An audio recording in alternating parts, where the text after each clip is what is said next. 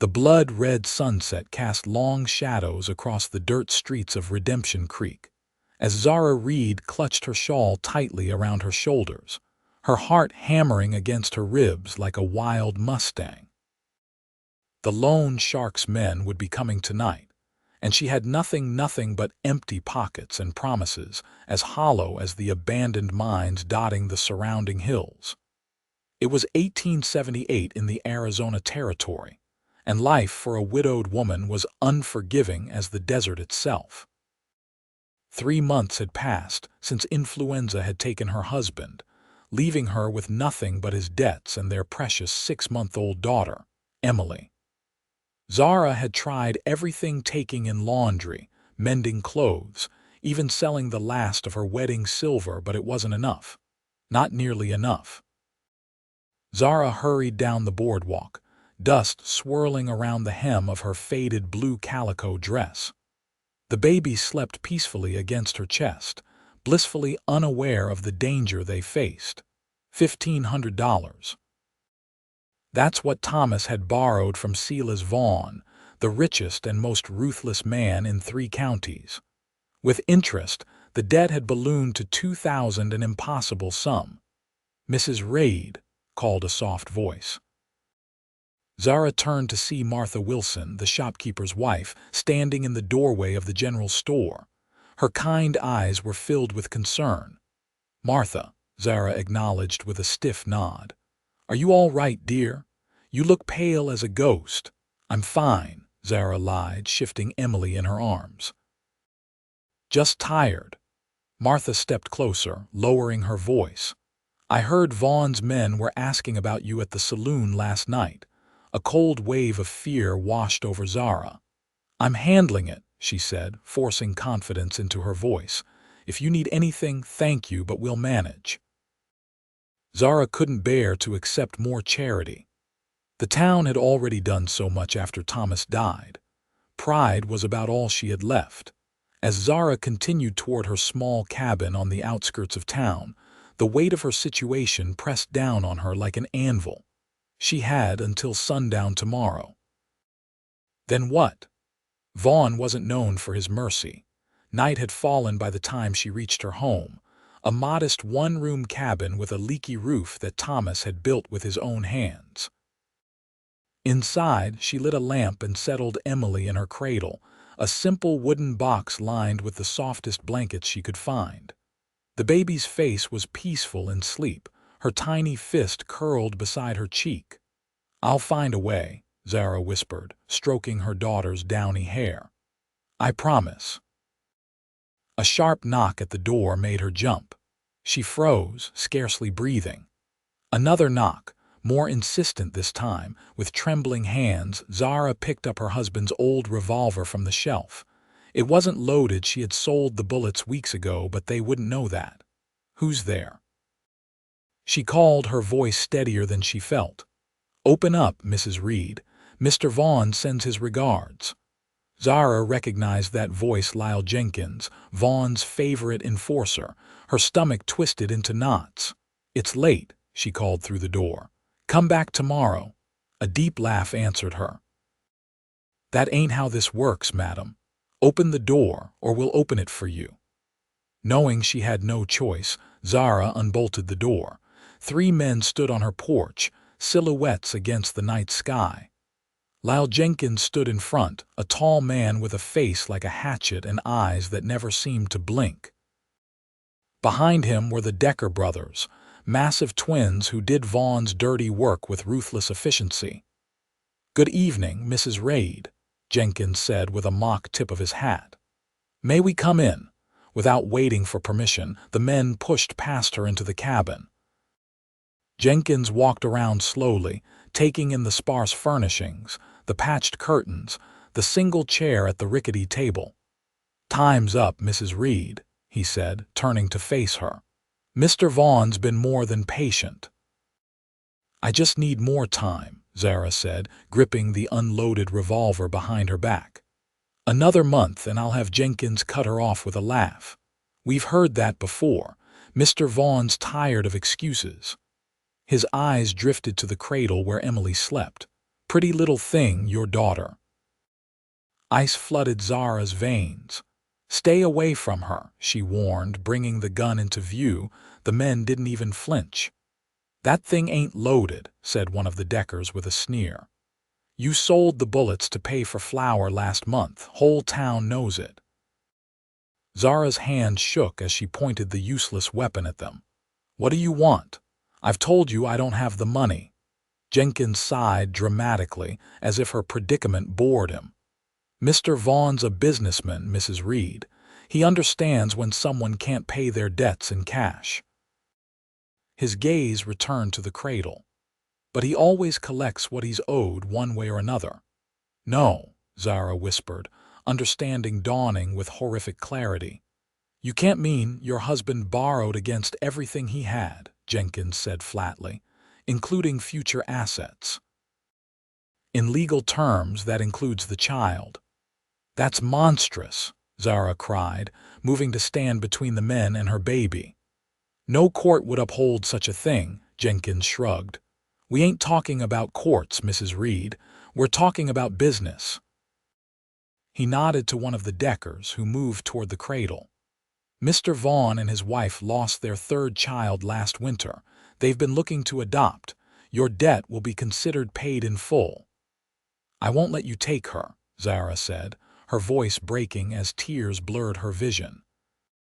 Please, I'll do anything. It's already decided. Jenkins motioned to the other decker. Hold her. Rough hands grabbed Zara, pinning her arms as she struggled and screamed. The first decker reached into the cradle and lifted Emily, who woke with a startled cry. No. Zara fought wildly, kicking and clawing. Emily, please, not my baby. She'll have a good life, Jenkins said almost gently. Better than anything you could provide. A fine house, proper schooling, fine dresses. She's all I have, Zara sobbed as Emily's cries filled the small cabin. You can't do this. But they could, and they were. The man holding the baby wrapped her tightly in her blanket and headed for the door. If you cause trouble, Jenkins warned, Mr. Vaughn will ensure you never see her again. Stay quiet and maybe he'll let you visit someday. That's more generous than most would be. With a nod to his companion, the man released Zara, who collapsed to her knees, watching helplessly as they took her daughter into the night. We'll be watching you, Jenkins said from the doorway. Don't do anything foolish. Then they were gone, taking Zara's heart with them. For hours she remained on the floor, her body racked with sobs until she had no tears left to cry. As dawn broke over the distant mountains, she dragged herself to her feet. There was no law to appeal to. Sheriff Davis was in Vaughn's pocket. No neighbor powerful enough to intervene. She was alone, as she had been since Thomas died. With shaking hands, she packed a small bundle, a change of clothes, the photograph of Thomas, the tiny knitted booties that had been Emily's first gift. She couldn't stay in the cabin. Every corner held memories that would drive her mad. But where could she go? What could she do against a man like Silas Vaughn? The answer came with sudden clarity: Harlan's Pass. The mining town 30 miles north was beyond Vaughn's influence. If she could get there, find work, save money, perhaps she could eventually buy her daughter back. It was a desperate plan, but it was all she had. As Zara stepped outside into the cool morning air, a figure on horseback appeared on the road leading to her cabin. She tensed, wondering if Jenkins had returned, but this was a stranger, a tall man astride a magnificent black stallion. His face was shadowed by a wide-brimmed hat, but she could see he wore the dusty clothes of a traveler. A gun belt hung low on his hips, and a rifle was secured to his saddle. The rider drew rein a few yards from her door. For a long moment, neither spoke. Then he pushed his hat back, revealing a weathered face with piercing blue eyes and several days' worth of stubble. He couldn't have been more than 30, but his eyes held the hard-won wisdom of a much older man. "Madam," he said, his voice deep and graveled like he didn't use it often, Heard there might be trouble out this way. Zara stiffened, clutching her bundle tighter. Who are you? Owen Wade, he replied simply. Just passing through. Well, Mr. Wade, she said bitterly, you're too late for the trouble. It's already happened. He studied her face, taking in her red-rimmed eyes and the bundle in her arms. Never too late to fix things that need fixing, he said quietly. Something in his steady gaze made Zara hesitate. This man was a stranger, but there was an integrity about him that reminded her of Thomas.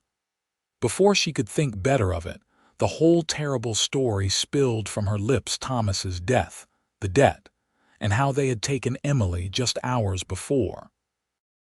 Owen Wade listened without interruption, his expression growing darker with each detail.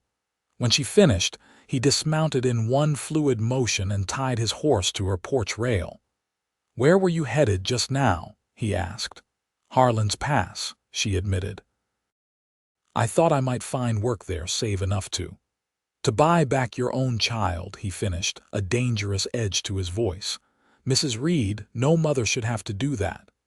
What choice do I have? Vaughn owns half the territory. His men are everywhere. Not everywhere, Owen said, his hand resting casually on the grip of his pistol. And not everyone fears him. Zara stared at the stranger, hope and suspicion warring within her. Why would you help me? You don't even know me. A shadow crossed his face. Let's just say I've seen what happens when good people do nothing against men like Vaughn. He glanced at the sun, already climbing in the eastern sky. How long have they been gone? Since midnight, Zara said. Then the baby's at Vaughn's estate by now. He seemed to be thinking aloud. 10 miles south of town, heavily guarded. Zara's heart sank. You see, it's impossible, not impossible, Owen said thoughtfully. Just difficult. He looked directly at her, his gaze unflinching.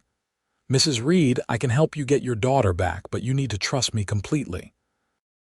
Can you do that? She hesitated only a moment. What choice did she have? Yes, she whispered. Good. He glanced at her bundle. Pack more. Warm clothes for the baby. We'll need to move fast once we have her. For the first time since the men had taken Emily, Zara felt a flicker of hope. You really think we can do this? Owen Wade's mouth set in a grim line. I've faced worse odds for lesser causes, Mrs. Reed. No man has the right to take a child from her mother to settle a debt. His eyes hardened.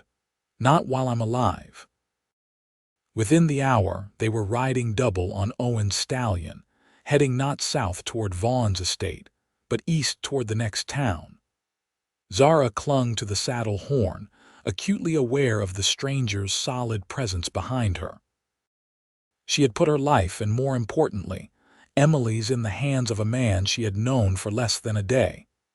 Had desperation clouded her judgment?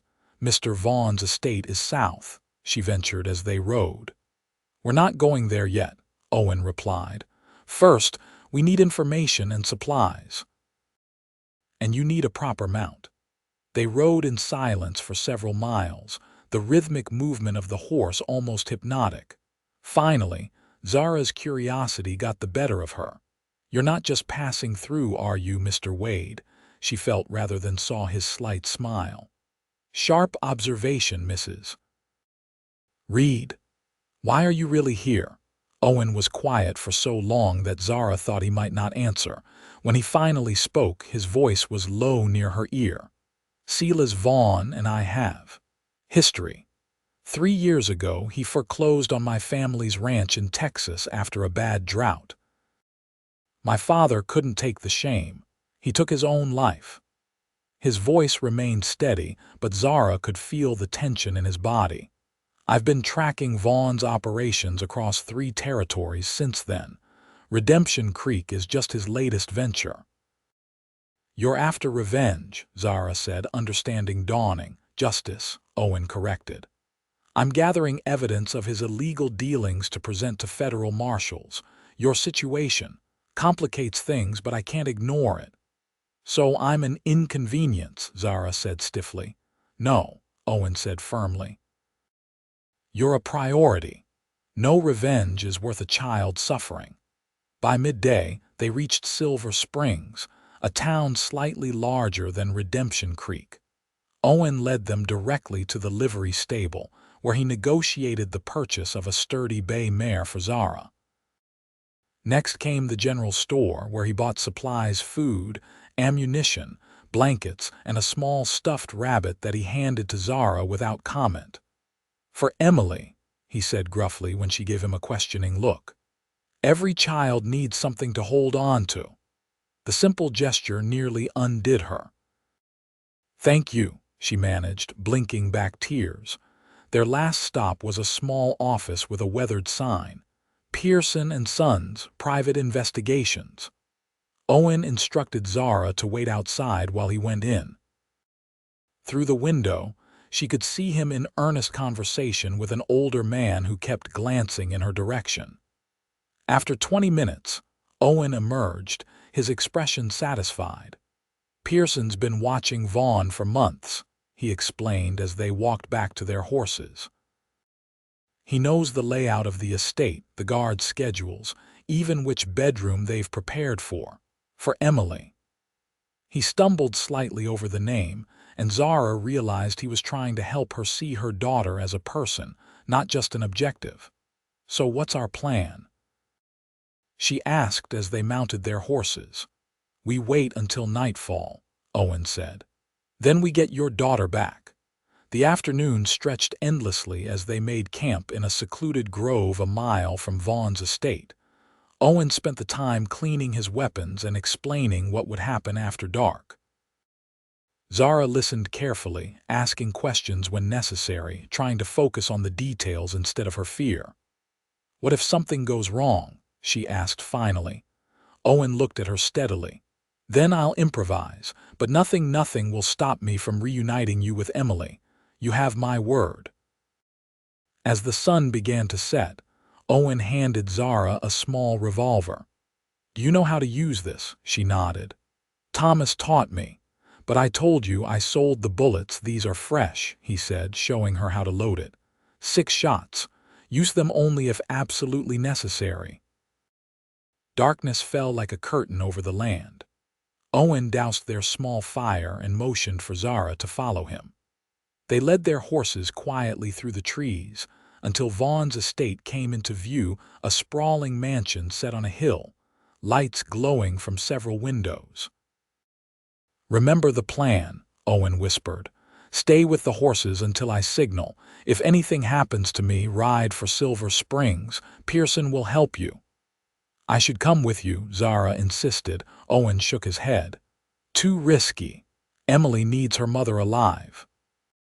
Before Zara could argue further, Owen melted into the darkness, moving like a shadow toward the house. She watched until she couldn't see him anymore, then settled in to wait, one hand on the revolver, the other clutching the little stuffed rabbit. Minutes stretched into an hour. Clouds drifted across the moon, plunging the landscape into deeper darkness. Zara's nerves were stretched to the breaking point when a distant crash shattered the silence, followed by shouts and the sound of running feet. Her heart pounding, she strained to see through the darkness. Lanterns flared to life around the perimeter of the estate as guards rushed toward the main house. A gunshot cracked through the night, then another. "Please," she whispered, gripping the reins of both horses. "Please be all right." More shouting, more gunfire. Then silence, broken only by the nervous stamping of the horses. Zara was about to mount and ride closer when she spotted a figure running toward her, a small bundle clutched in one arm. "Owen," she called softly. He reached her side, breathing hard.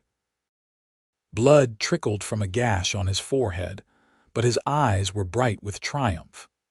"Someone's been missing her mama," he said, carefully transferring the bundle to Zara's arms. Emily's warm weight against her chest unleashed a flood of emotion. Zara pulled back the blanket to see her daughter's face, perfect and unharmed, blinking sleepily up at her. A sob caught in her throat. "We need to move," Owen urged, already mounting his stallion. They'll be after us as soon as they realize she's gone." Cradling Emily with one arm, Zara managed to pull herself into the saddle. With a click of his tongue, Owen led them away from Vaughn's estate, pushing the horses as fast as they dared in the darkness. "What happened in there?" Zara asked when they had put several miles between themselves and danger. "Found her in the nursery, just like Pearson said," Owen replied, his voice tight with controlled anger. "They had a wet nurse watching her. Woman didn't put up much of a fight. I suspect she knew what kind of man Vaughn is. Getting out was the hard part. The gunshots, Vaughn's men, not me," Owen assured her. "I don't kill unless there's no other choice. Managed to create a distraction in the stables that drew most of them away long enough for us to escape." They rode hard through the night, changing direction several times to confuse any pursuers. By dawn, they had covered nearly 30 miles, and even Owen's powerful stallion was beginning to tire. Emily, miraculously, had slept through most of the journey, waking only when hunger demanded. "We need to stop soon," Zara said as the baby began to fuss. "She needs to be fed and changed." Owen nodded, scanning the terrain. "There's a line shack used by cattle outfits during spring roundup about 2 miles ahead. We can rest there for a few hours." The line shack proved to be little more than a one-room shelter with a stone fireplace, but it was secluded and defensible. While Zara tended to Emily, Owen cared for the horses and gathered firewood. "Vaughn won't give up easily," he warned as he built a small fire. "He'll have men combing every trail for miles." "What do we do now?" Zara asked, gently rocking Emily, who had settled after nursing. "We keep moving north," Owen said. "I have contacts in Denver who can help get you safely to California, maybe even arrange new identities." "California," Zara repeated, the word sounding like a fairy tale. "But what about your evidence against Vaughn?" Owen's expression darkened. "It'll have to wait. Your safety comes first." Zara studied him in the soft firelight. His strong profile, the determined set of his jaw, the gentle way he had handled Emily all spoke of a man of principle, not just vengeance. "Why?" she asked simply. He looked up, confused. "Why what? Why put aside your mission for us? You've been tracking Vaughn for 3 years." Owen was silent for a long moment, poking at the fire with a stick. "When I heard about what happened to you," he said finally, "it reminded me of my mother after my father died. She fought so hard to keep what was left of our family together." His voice grew softer. "No one fought for her. I couldn't let history repeat itself." Zara felt a connection to this man that went beyond gratitude. "Thank you," she whispered, the words wholly inadequate for what she felt. Owen nodded once, acknowledgement in his eyes. "Get some rest, Mrs. Reed. I'll keep watch." "Zara," she corrected. "After everything that's happened, I think you can call me Zara." A ghost of a smile crossed his face. "Zara," he agreed. They slept in shifts, never staying more than 4 hours in one place. Over the next 2 days they worked their way steadily northward, avoiding towns and main trails. Emily proved to be a remarkably good traveler, content to be carried in a sling Zara fashioned from a shawl. On the 3rd night, they camped in a small canyon, sheltered by towering pines. As they shared a simple meal of jerky and hardtack, Zara noticed Owen wincing slightly when he reached for his canteen. "You're hurt," she said, moving to his side. "It's nothing," he dismissed. "Caught a piece of flying glass during the escape." "Let me see," she insisted. Reluctantly, Owen unbuttoned his shirt to reveal a long gash along his right side, the edges red and inflamed. "This isn't nothing," Zara said sharply. "Why didn't you say something?"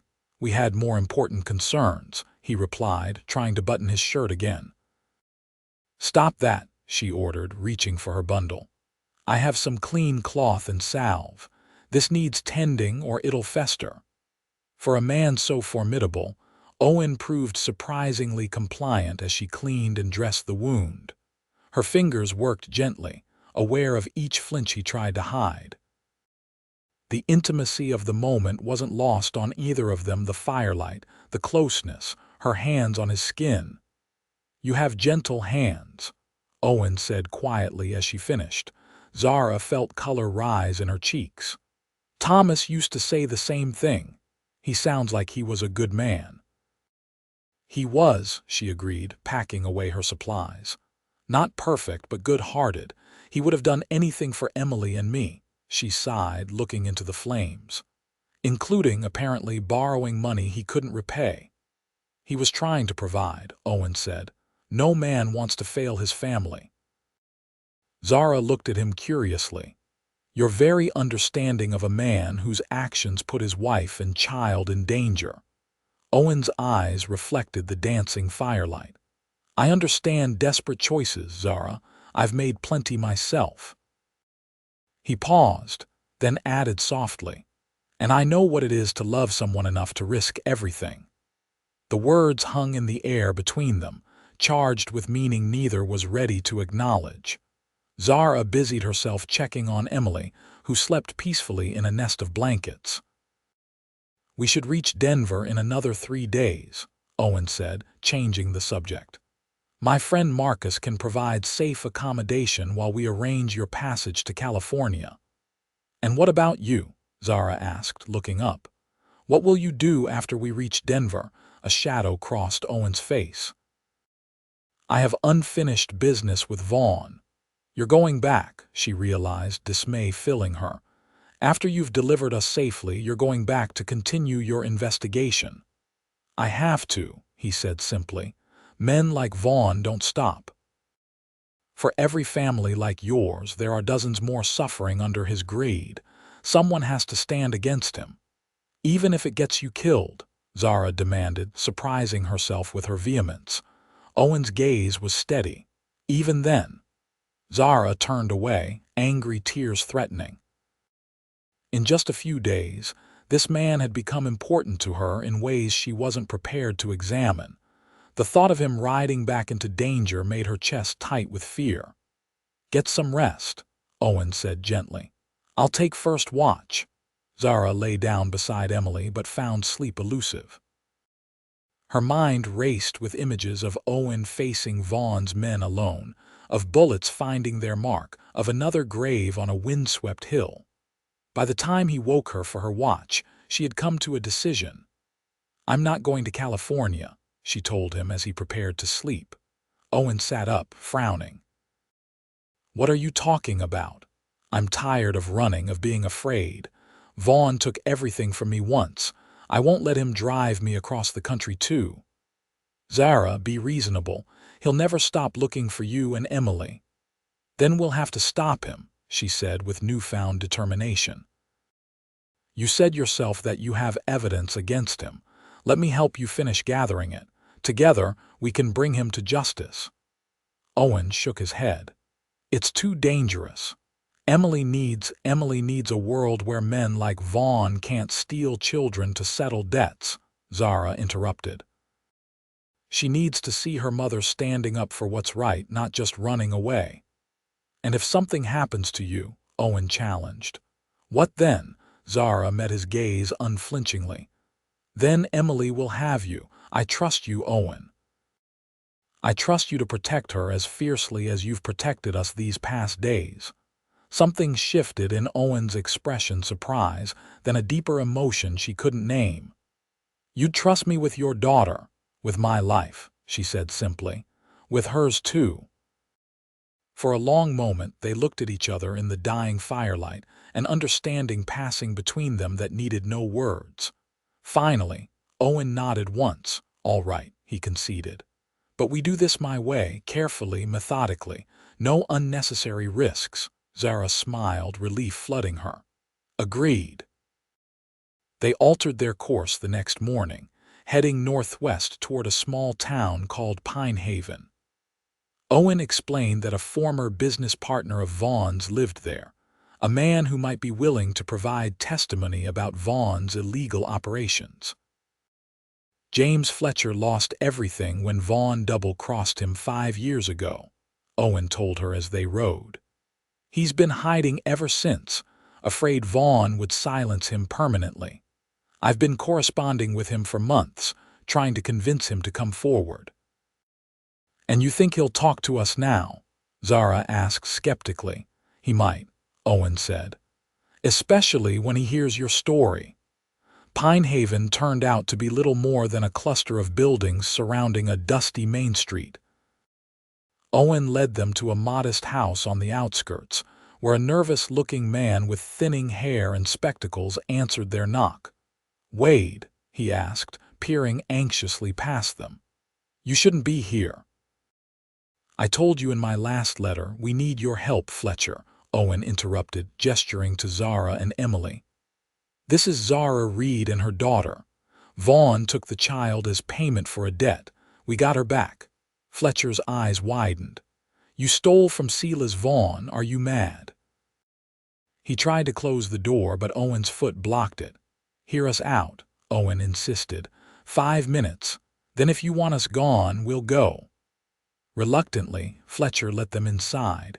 His home was sparsely furnished but filled with books and papers.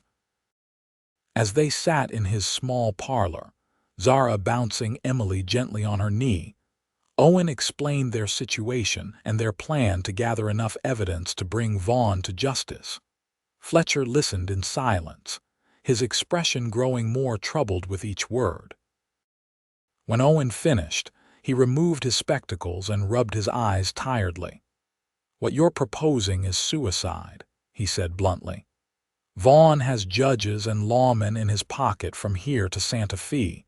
Even with testimony, even with paper evidence, there's no guarantee of justice." "We have to try," Zara insisted. "He took my child. He drove Owen's father to suicide. How many others has he destroyed?" Fletcher studied her, respect dawning in his eyes. "You're either the bravest woman I've ever met, Mrs. Reed, or the most foolish." He sighed heavily. "But you're right. Someone needs to stand against him." He crossed to a bookshelf and removed several leather-bound ledgers. "I kept records," he explained, placing them on the table. "Transactions, threats, bribes. I was his accountant for 3 years. I know where the bodies are buried, sometimes literally." Owen leafed through the books, his excitement growing. "This is exactly what we need. Dates, amounts, names of officials he bribed." "It won't be enough," Fletcher warned. "You'll need more witness testimony, physical evidence of his loan-sharking operation." "We'll get it," Owen promised. "But first, we need to ensure these records stay safe." He looked to Zara. "This changes things. We need to get these ledgers to Denver immediately. Marcus has connections with federal marshals who can protect this evidence." Zara nodded, understanding the urgency. "How soon can we leave?" "First light," Owen decided. "Fletcher will need supplies." The older man nodded. "I'll arrange it. But you should know Vaughn's men have been through Pinehaven twice in the last week asking questions. They're looking for you." A chill ran down Zara's spine. "They know we're headed north." "Then we'll have to be extra cautious," Owen said grimly. "No main roads, no towns if we can avoid them." They spent the night at Fletcher's home, taking turns keeping watch. Zara slept fitfully, waking at every small sound, clutching Emily close. By dawn they were ready to depart, the precious ledgers secured in Owen's saddlebags. "God go with you," Fletcher said as they mounted their horses. "I'll meet you in Denver in 2 weeks as arranged." "Be careful," Owen warned. "If Vaughn suspects you've helped us."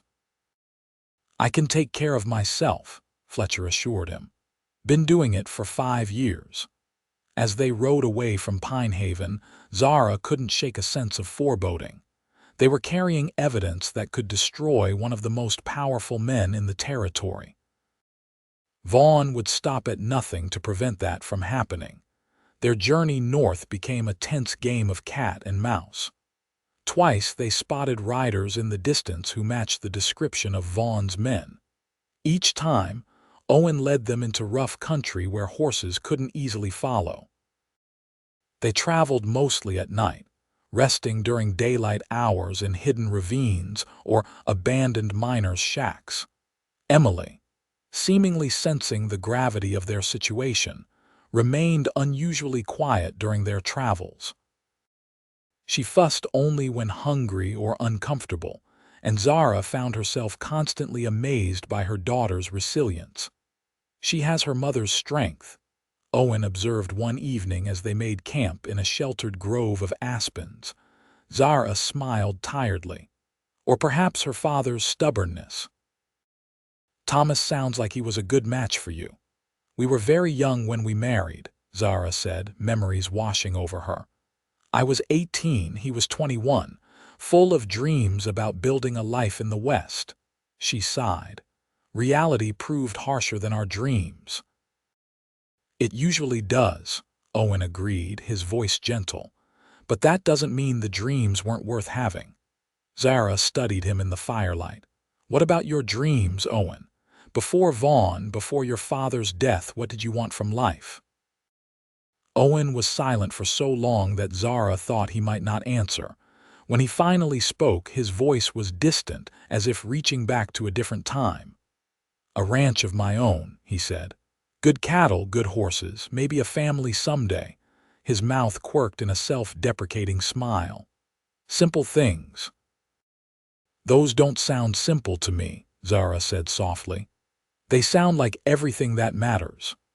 Their eyes met across the fire, and something unspoken passed between them: recognition, understanding, possibility. For a breathless moment, Zara allowed herself to imagine a different future, one where the three of them, she, Emily, and Owen, might find safety and happiness together. The moment shattered as a twig snapped in the darkness beyond their camp. Owen was on his feet instantly, gun drawn. "Get behind me," he ordered quietly, his body tense as a coiled spring. Zara gathered Emily and pressed herself against a large aspen, her own revolver ready in her free hand. The silence stretched, broken only by the crackling of their small fire. "Who's there?" Owen called. "Show yourself." A low chuckle came from the shadows. "Well, if it ain't the hero himself." A figure emerged into the firelight: Lyle Jenkins, Vaughn's enforcer, his gun already aimed at Owen's chest. Behind him, 4 more men appeared, spreading out to surround the camp. "Been tracking you for days," Jenkins said conversationally. "You're good, Wade, but not good enough." Owen's gun remained steady. "What do you want, Jenkins?" "Now that's a stupid question," Jenkins replied with a smirk. "Mr. Vaughn wants his property back, the baby and those ledgers you stole from Fletcher." His cold eyes found Zara in the shadows. "Evening, Mrs. Reed. Time to return what doesn't belong to you." "Emily is my daughter," Zara said fiercely. "She belongs with me." "That ain't for you to decide," Jenkins said. "Mr. Vaughn paid for her fair and square when your husband couldn't cover his debts." He nodded to one of his men. "Get the baby." "Don't move," Owen warned, his voice deadly calm. "Not one step closer." Jenkins sighed dramatically. "There's 5 of us and 2 of you, and one of you is holding a baby. Be reasonable, Wade. No one needs to die tonight." "I'm not letting you take them," Owen said, his resolve evident in every line of his body. Jenkins's face hardened. "Then you'll die first." What happened next unfolded with breathtaking speed. As Jenkins's finger tightened on the trigger, Owen dove sideways, firing twice. One of Vaughn's men cried out and fell. Zara dropped to her knees, shielding Emily with her body as gunfire erupted around them. Through the chaos, she saw Owen roll behind a fallen log, still firing with deadly accuracy. Another of Vaughn's men went down. Jenkins shouted orders, his voice tight with anger. A bullet splintered the bark inches from Zara's head. Without thinking, she raised her revolver and fired at the shadowy figure approaching from her left. The man staggered, clutching his shoulder, then turned and ran. "Zara!" Owen's voice cut through the gunfire. "Run, head for the creek."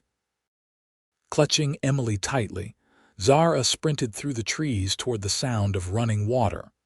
Behind her, more shots rang out, followed by a cry of pain that made her heart stutter. Owen, she reached the creek and plunged into the shallow water, following it downstream as Owen had taught her. The cold water numbed her feet as she struggled to maintain her balance on the slippery rocks. Emily, miraculously, remained quiet, her tiny fists clutching Zara's dress.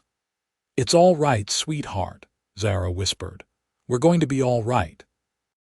After what seemed like an eternity, she spotted a low overhang where the creek had cut into the bank. Ducking into this natural shelter, she pressed herself against the dirt wall, straining to hear over the gurgling water. Footsteps crunched on the bank above. "She went this way," a gruff voice called. "Find her," Jenkins ordered. "Vaughn wants that baby alive." Zara held her breath, one hand covering Emily's mouth to muffle any sound. The footsteps moved along the bank, passing directly over her hiding place. She could see boots through gaps in the roots that hung down from the overhang. "Nothing here," the voice reported. "She must have gone farther downstream. Keep looking," Jenkins snapped. "And someone find Wade, I want to see his body." Zara's heart froze at those words. Owen couldn't be dead. He couldn't. She bit her lip to keep from making a sound as tears blurred her vision. The footsteps receded. Zara remained motionless, counting slowly to 100 as Owen had taught her. Then, cradling Emily close, she carefully emerged from her hiding place. The forest was eerily silent. No gunfire, no shouting, just the rushing of the creek and the occasional hoot of an owl.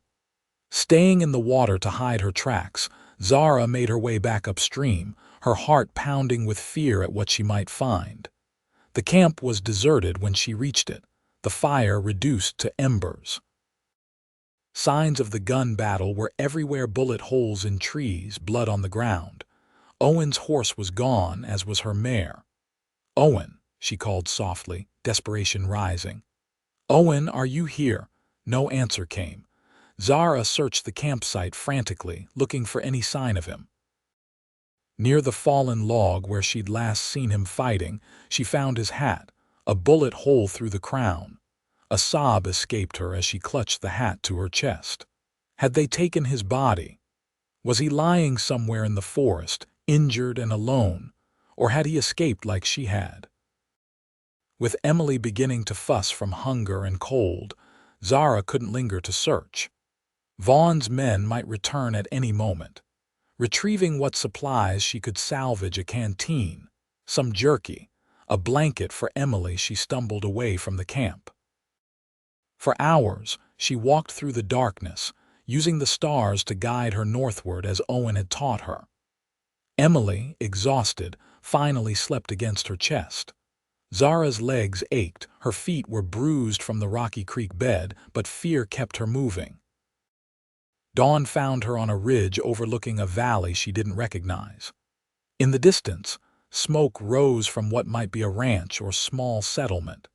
Safety, perhaps, but also risk. Vaughn's influence was far-reaching. Any stranger might be an enemy. As she stood uncertainly, the sound of approaching hoofbeats sent her diving for cover behind a boulder. Peering cautiously around its edge, she saw a lone rider coming up the trail below, a tall figure on a black stallion she recognized immediately. "Owen!" she cried, abandoning caution as she rushed down the slope. The rider looked up sharply, then spurred his horse forward. As they drew closer, Zara could see the makeshift bandage around Owen's left arm, the exhaustion in his face, but he was alive, gloriously, wonderfully alive. He dismounted awkwardly, favoring his injured arm, and Zara didn't hesitate.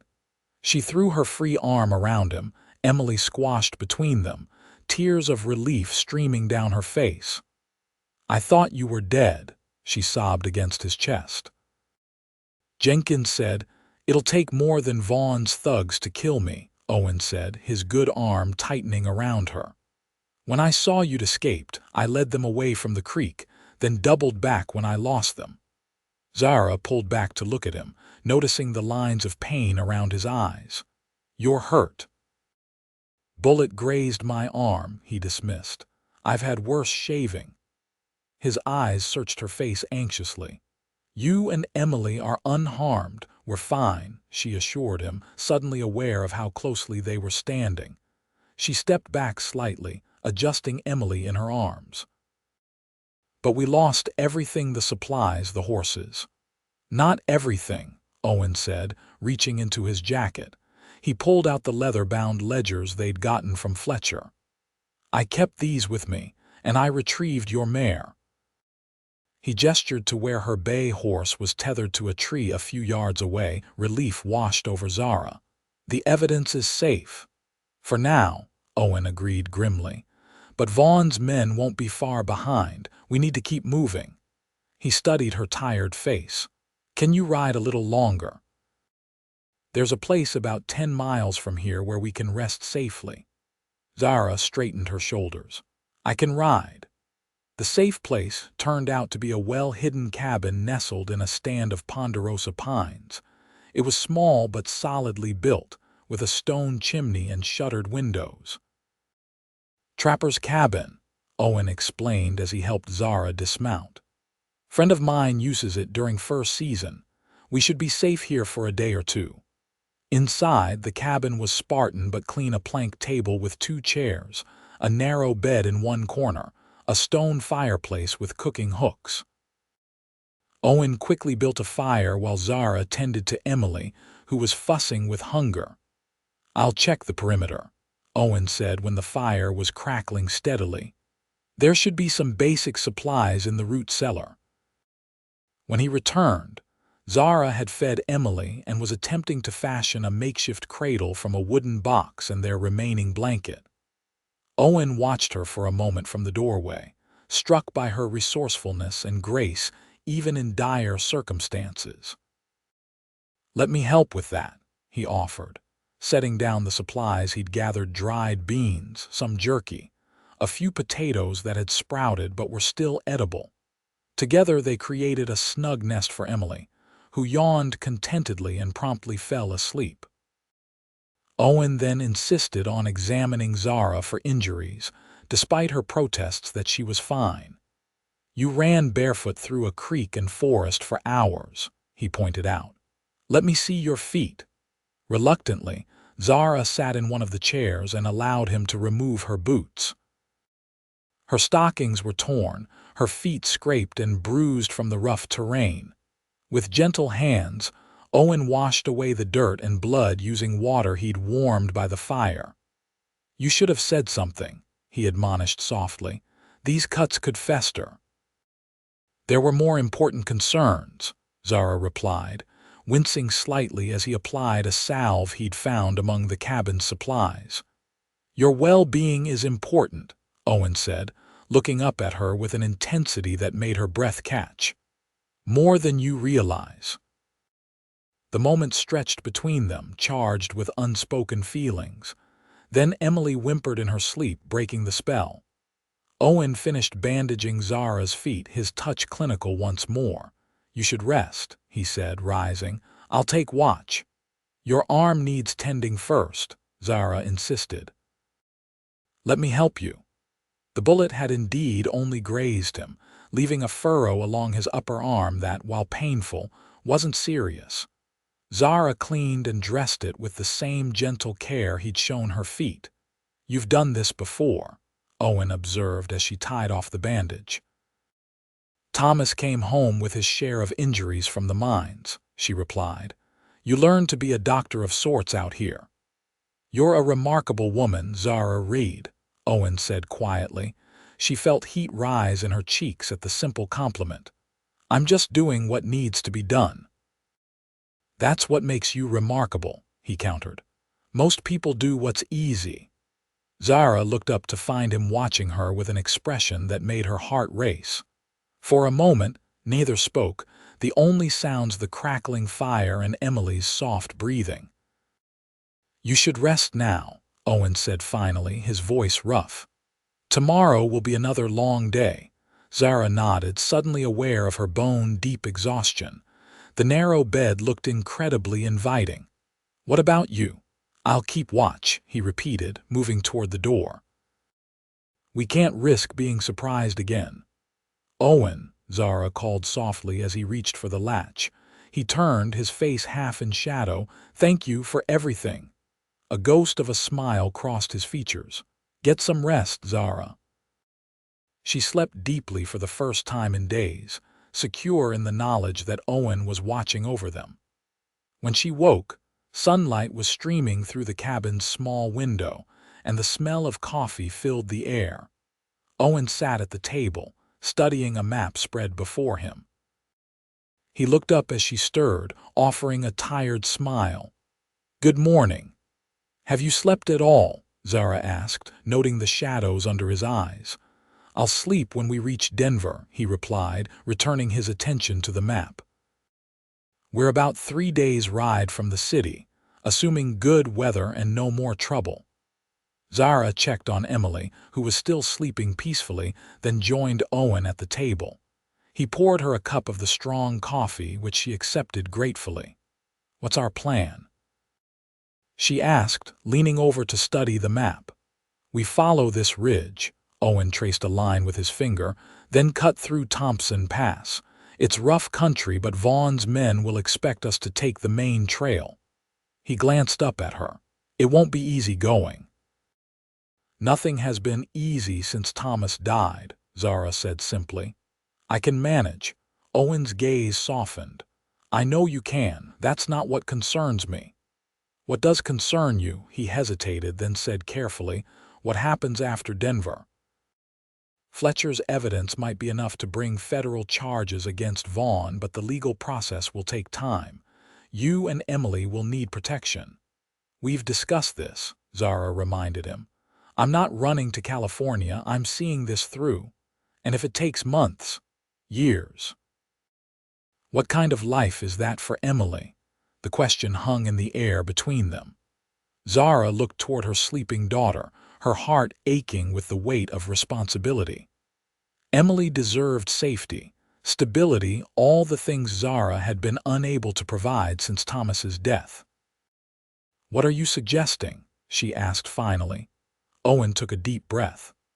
"My family still owns land in Texas, good land that Vaughn couldn't touch. My brother runs it now. You and Emily would be safe there, away from Vaughn's reach, while I finish this." "You want to send us away," Zara said, a strange hollowness opening in her chest. "I want you safe," Owen corrected. "Both of you." "And what about you? Who keeps you safe?" The question seemed to catch him off guard. For a moment, the carefully maintained distance between them wavered. "I've survived this long," he said with forced lightness. "That's not an answer," Zara pressed, leaning forward. "Owen, I've seen what Vaughn is capable of. If he discovers you have evidence against him, then I'll deal with that when it happens," Owen interrupted. "What matters is getting you and Emily to safety." Zara studied his face, the stubborn set of his jaw, the determination in his eyes, the worry lines around his mouth. This man had risked everything to help her, a stranger. In the process, he'd become something far more important to her. "We're stronger together," she said softly. "These past days have proven that." Owen looked away, his expression conflicted. "Zara, no," she cut him off. "Listen to me. Before you came, I was alone, helpless, watching my baby being taken from me. You changed that. You showed me how to fight back." She reached across the table and laid her hand over his. "Let me help you fight too." He stared at their joined hands, his thumb moving unconsciously to trace the delicate bones of her wrist. When he looked up, there was a vulnerability in his eyes that she'd never seen before. "I can't lose you," he admitted so quietly she almost missed it. "Either of you."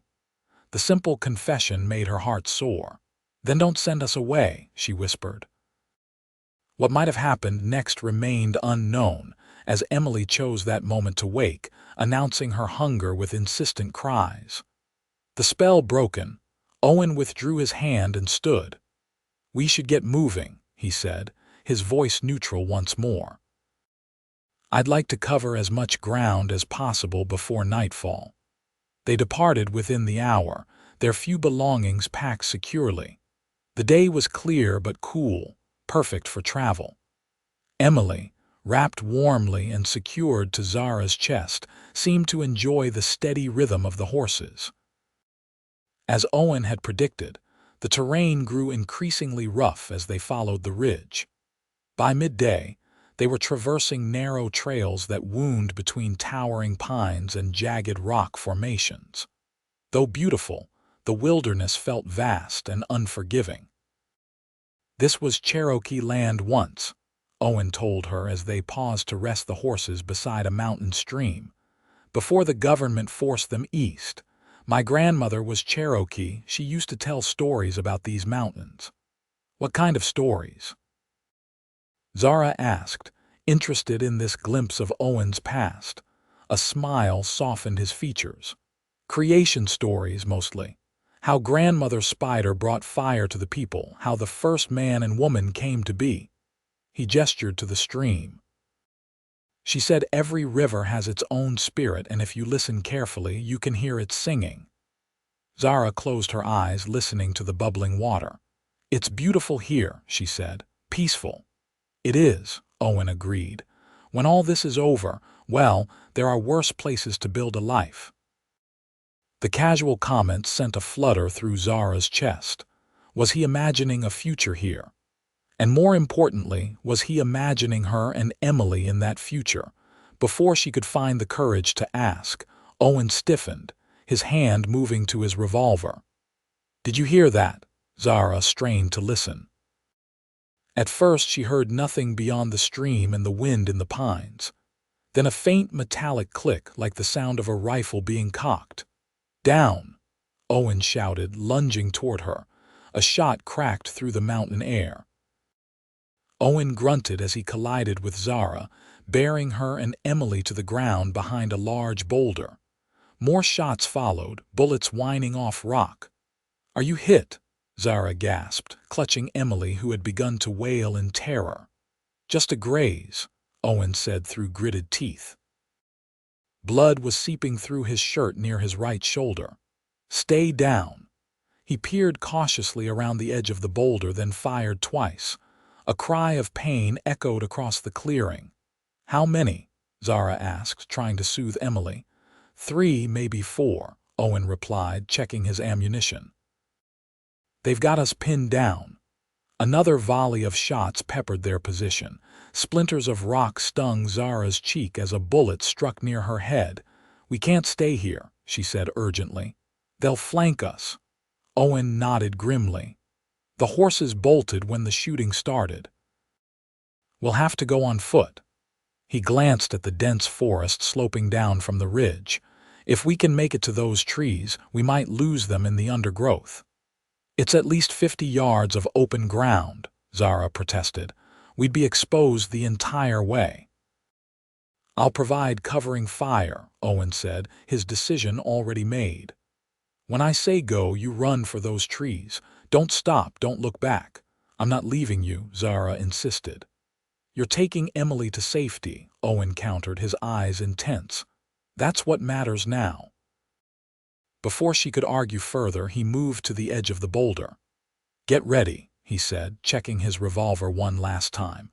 "When they reload, that's our chance." The gunfire continued sporadically. Owen waited, his body tense as a coiled spring. Then came a momentary lull in the shooting. "Now!"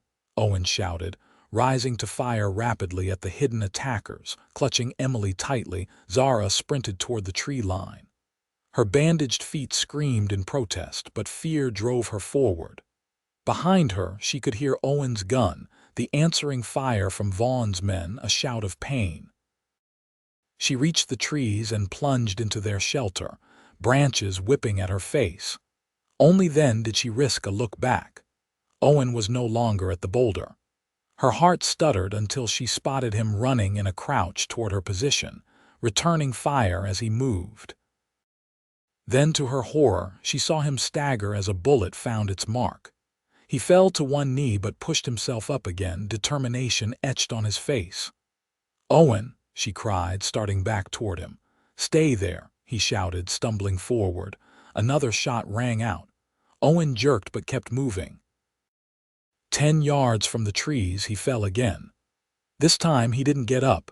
Without thinking, Zara placed Emily in a hollow between tree roots, covering her with her shawl. "I'll be right back, sweetheart," she promised. Then, drawing her revolver, she ran back into the open. Bullets kicked up dirt around her as she reached Owen. Blood soaked his shirt at the shoulder and thigh, but his eyes were open, alert with pain and anger. "What are you doing?" he gasped as she grabbed his good arm. "I told you," Zara said through clenched teeth, straining to help him rise. "We're stronger together." Somehow, with Zara supporting him, they made it to the trees as bullets splintered bark around them. Owen collapsed against a trunk, breathing hard. "Emily?" he asked. "Safe," Zara assured him, retrieving her daughter, who was, miraculously, quiet once more. "But we need to keep moving. They'll be coming after us." Owen nodded, his face pale with blood loss. "Head downhill.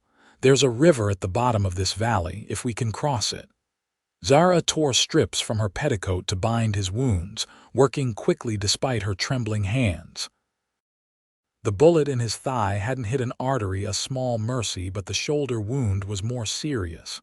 "Can you walk?" she asked when she'd finished. Owen pushed himself upright, swaying slightly. "I'll manage." They moved as quickly as Owen's injuries allowed, following the slope downward through increasingly dense forest. Behind them, they could hear shouts as their pursuers reached the tree line. "They're tracking us," Owen said grimly, his breathing labored. "We need to throw them off." Zara glanced around desperately, then spotted a fallen log spanning a narrow ravine. "There," she pointed. "If we cross that and then double back along the ridge." Owen nodded. "Good thinking." The maneuver cost precious time and energy, but when they paused to listen, the sounds of pursuit seemed more distant. The forest grew darker as afternoon shadows lengthened into evening. "The river should be close," Owen said, leaning heavily against Zara. His face was ashen, his shirt soaked with blood despite her bandages. "Listen." Sure enough, Zara could hear the rushing sound of water ahead. Hope surged within her. "Just a little farther," she encouraged, adjusting Emily, who had fallen into an exhausted sleep. When they reached the river, however, her heart sank.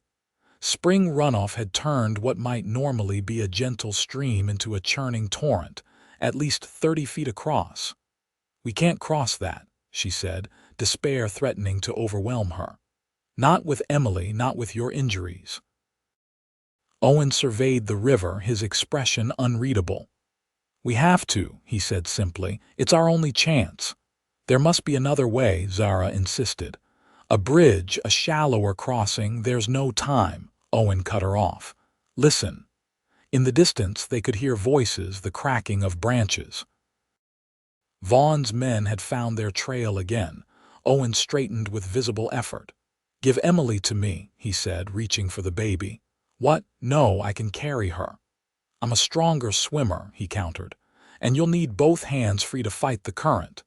"You can barely stand," Zara protested. "I won't let anything happen to her," Owen promised, his eyes meeting hers. "You know that."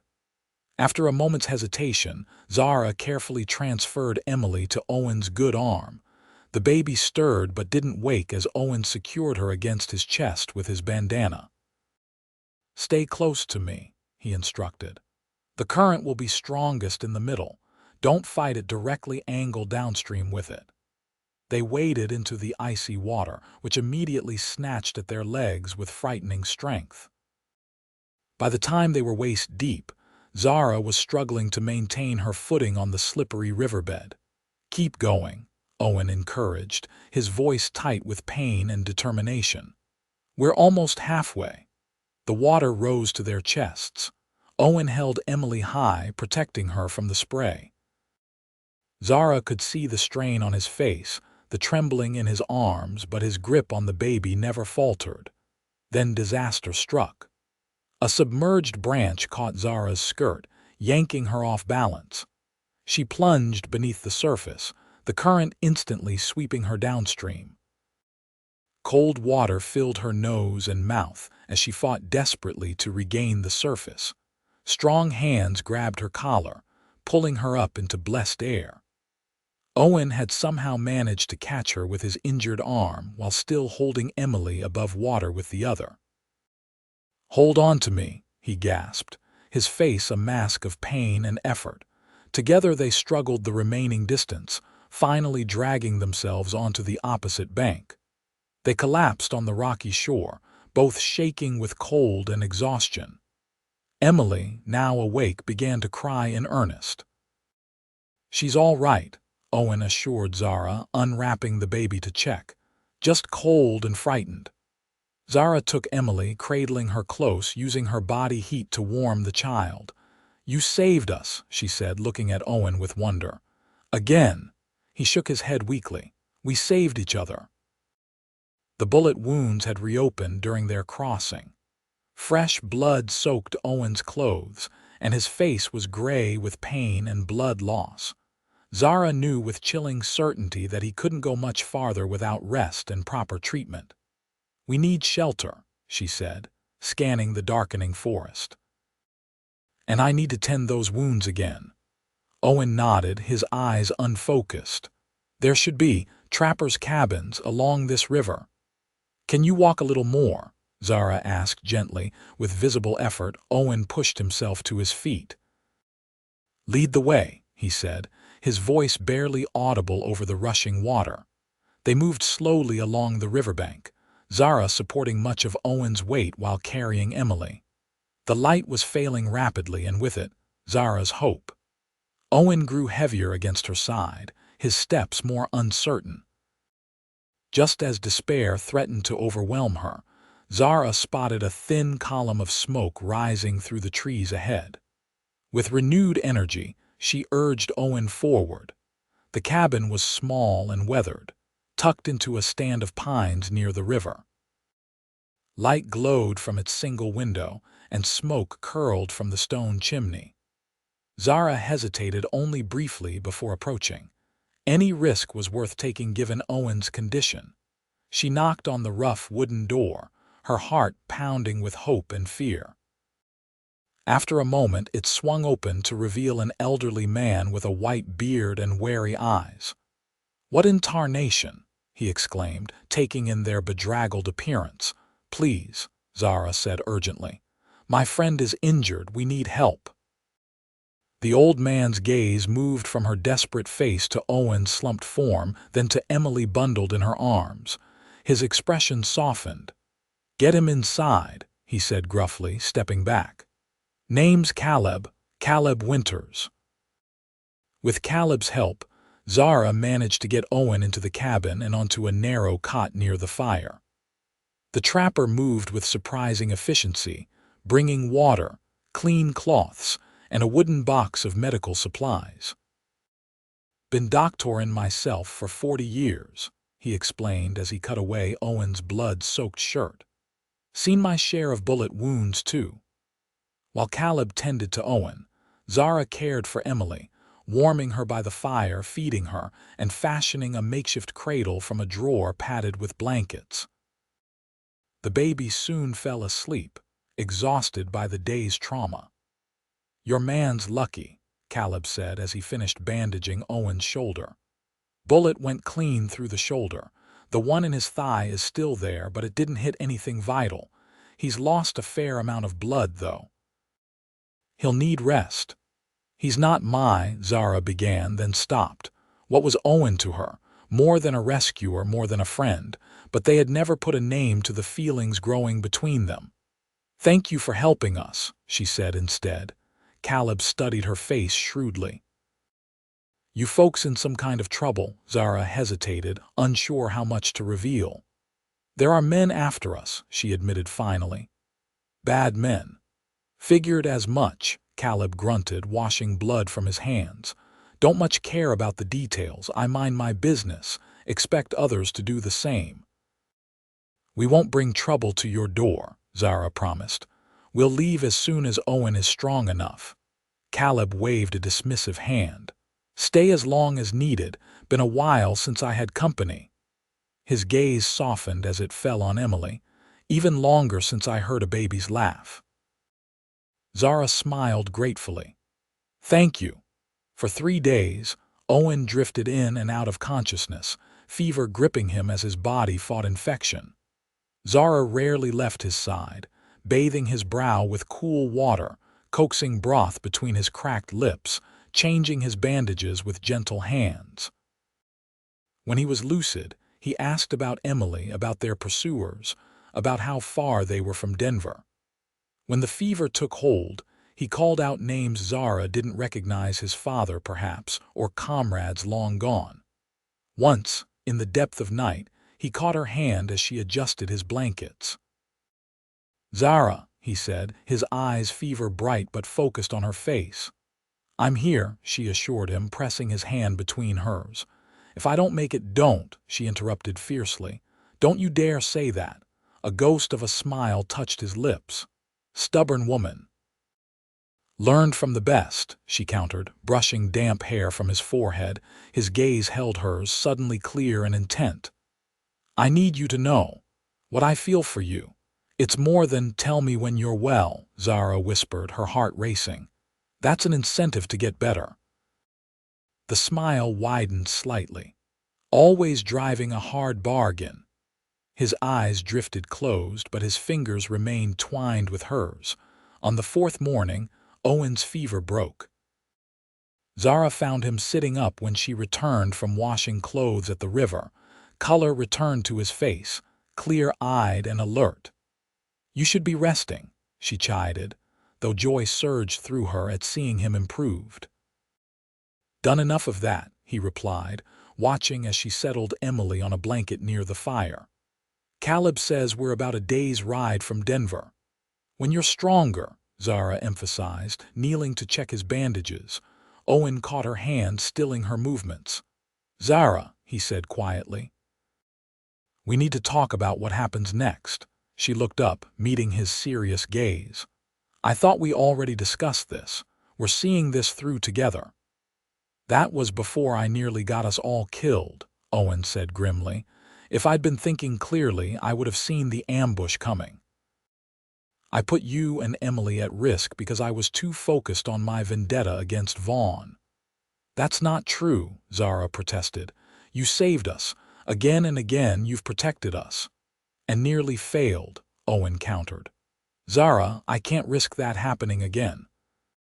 When we reach Denver, I want you and Emily to go to my brother's ranch in Texas, as we discussed before. Hurt and anger flared within her. So you're making decisions for me now, just like everyone else in my life. Owen looked taken aback by her vehemence. That's not what isn't it? Zara interrupted, rising to her feet. First my father deciding I should marry Thomas. Then Thomas making choices that left me in debt.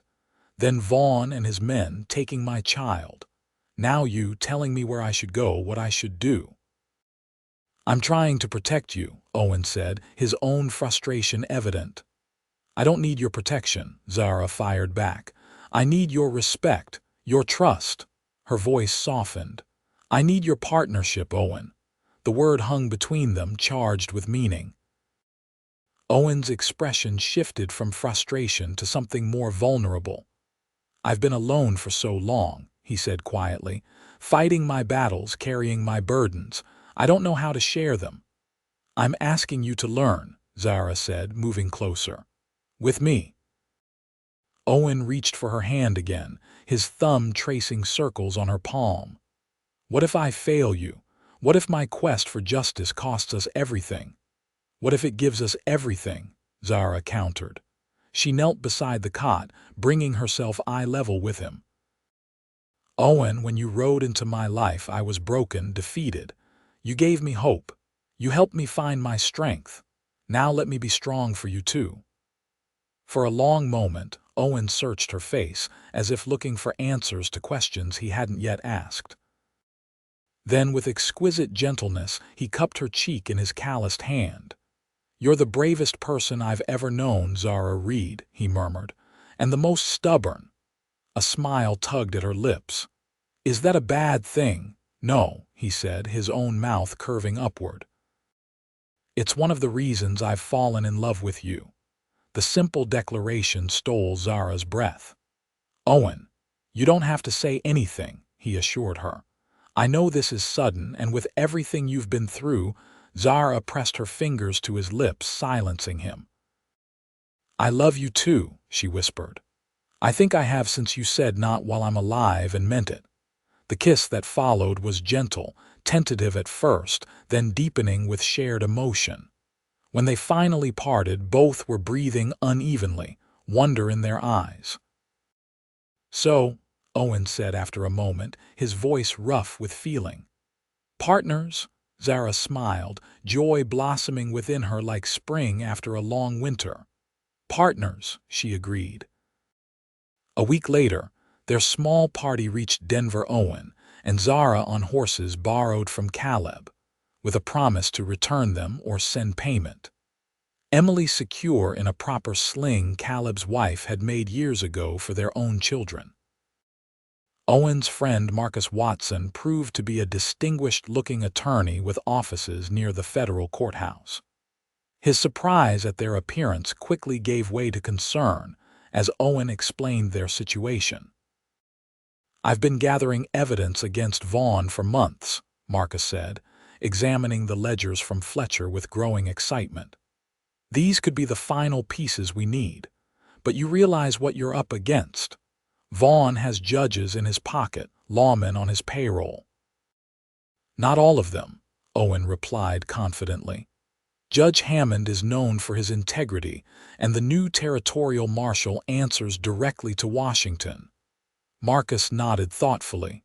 "Hammond might be our best bet. I can arrange a private meeting, present what we have."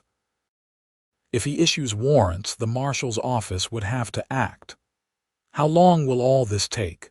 Zara asked, bouncing Emily gently as she fussed. "A few days for the meeting, perhaps a week for warrants to be issued," Marcus estimated.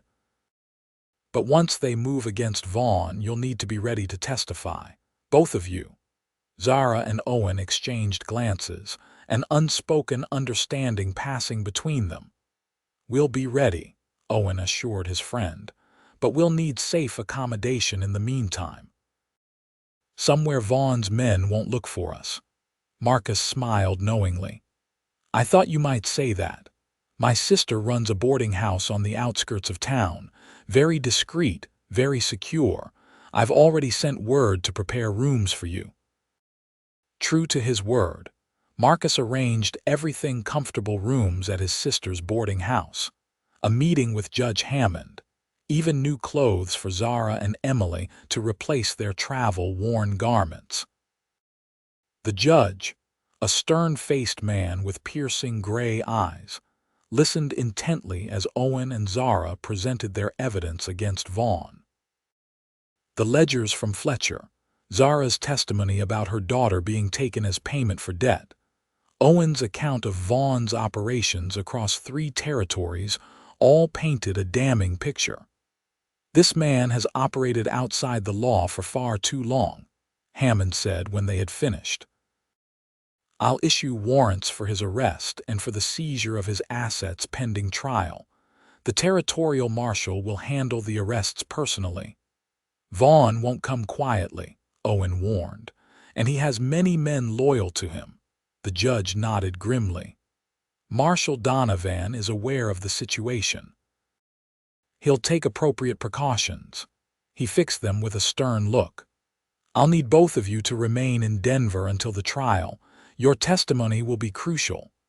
"We understand," Zara said, shifting Emily in her arms. As they left the courthouse, A weight seemed to lift from Owen's shoulders. For the first time since Zara had known him, his face was free of the tension that had become so familiar. "It's really happening," he said, wonder in his voice. "After all this time, Vaughn will face justice." Zara slipped her hand into his. "Your father would be proud," she said softly. Owen's fingers tightened around hers. "I think he would have liked you," he replied. "Very much." The next 2 weeks passed in a strange mixture of tension and domestic tranquility. During the day, they met with Marcus to prepare their testimony, reviewed documents, answered questions from the prosecutor assigned to Vaughn's case. At night, they returned to the boarding house, where they ate dinner together, played with Emily, and cautiously planned for a future that still felt fragile with possibility. News reached them 10 days after their meeting with Judge Hammond. Marshal Donovan and his deputies had raided Vaughn's estate. There had been a shootout resulting in several injuries but no fatalities. Vaughn himself had been arrested, along with his closest associates, including Jenkins. "It's over," Marcus told them, satisfaction evident in his voice. "Vaughn's being held without bail. The trial is set for next month." That evening, as Emily slept peacefully in her cradle, Owen and Zara sat on the small porch of the boarding house, watching the sunset paint the distant mountains in shades of gold and purple. "I can hardly believe it," Zara said, leaning against Owen's shoulder. "For so long I've been afraid. First of losing Thomas, then of losing Emily, then of losing you." She looked up at his profile, still lean but healthier now, the haunted look gone from his eyes. "Now I'm afraid to believe this happiness might last." Owen turned to face her, taking both her hands in his. "Zara Reed," he said solemnly, "I plan to spend the rest of my life making sure it does." Her heart stuttered. Owen, with deliberate movements, he slid from the bench to kneel before her, still holding her hands. "I had a whole speech prepared," he admitted with a rueful smile, "about how you and Emily have changed my life, how I never expected to find love while seeking justice. But the simple truth is this. I love you, Zara. I want to build a life with you and Emily. I want to be a father to her, a husband to you." Tears blurred Zara's vision as joy expanded in her chest. "Are you asking me to marry you, Owen Wade?" "I am," he confirmed, his voice steady despite the vulnerability in his eyes. "Will you?" "Yes," Zara whispered, then louder, "Yes." She threw her arms around his neck, laughing through her tears as he rose, lifting her off her feet in an exuberant embrace. Their lips met in a kiss that held all the promise of their future together, tender yet passionate, gentle yet certain. When they finally parted, both were breathing unevenly, joy illuminating their faces. "There's something else," Owen said, keeping his arms around her waist. "I've been corresponding with my brother about the ranch in Texas." "Oh," Zara said, her happiness dimming slightly at the thought of being so far from the mountains she'd come to love. "I've decided not to go back there," Owen continued. "This territory feels like home now." He smiled at her surprise. "I've put a down payment on a parcel of land near that river we crossed. 500 acres of good grazing land, pine forest, a natural spring. The cabin needs work, but with some effort. It could be a home," Zara finished, her heart swelling. "Our home." "If that's what you want," Owen said, suddenly uncertain. "I know it's remote, and raising Emily there would be—" Zara silenced him with another kiss. "It sounds perfect," she said when they separated. "Absolutely perfect." 1 month later, Silas Vaughn was convicted on multiple charges including extortion, loan sharking, kidnapping, and attempted murder. The judge sentenced him to 20 years in territorial prison, effectively ending his reign of terror over the region. 2 weeks after the verdict, on a perfect June morning, Zara Reed became Zara Wade in a simple ceremony attended by their new friends Marcus and his wife, Caleb Winters, who had made the journey especially for the occasion, and several neighbors from the surrounding homesteads.